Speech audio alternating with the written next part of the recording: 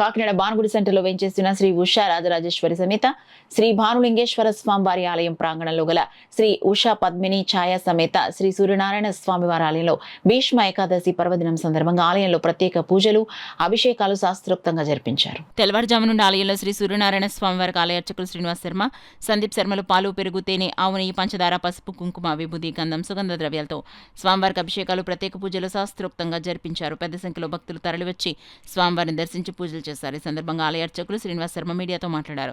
ఆలయానికి విచ్చేసే భక్తులకు ఎలాంటి అసౌకర్యం కలగకుండా ఆలయ చైర్మన్ గుమ్మళ్ళ చిన్న, ఎగ్జిక్యూటివ్ ఆఫీసర్ శ్రీనివాసరావు అన్ని ఏర్పాట్లు చేశారు.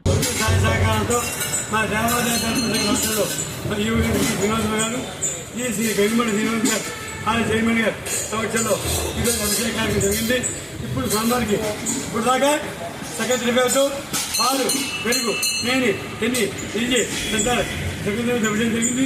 ఇప్పుడు స్వామికి అలంకారం అవుతుంది. తదనంతరం రాత్రి 7 గంటలకి స్వామివారి కళ్యాణం జరుగుతుంది. భీష్మేక సందర్భంగా ఈరోజు రాత్రి 7 గంటలకి ఛాయ 18 వద్ద శ్రీ సూర్యదేవాలయం భానుగుడి సెంటర్లో వేసిన శ్రీ స్వామి సెంటర్లో ఈ యొక్క రోజు కళ్యాణం రాత్రి జరుగుతుంది.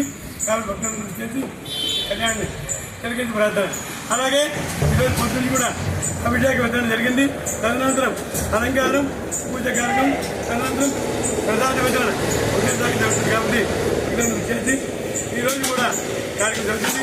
అలాగే 2 ఆదివారం 1, 2, 29 నాగపౌర్ణమి పొద్దున అభిషేకం, సాయంత్రం 7 గంటలకి తులసిపత్రి పూజ జరుగుతుంది. కాబట్టి భక్తులను చేసి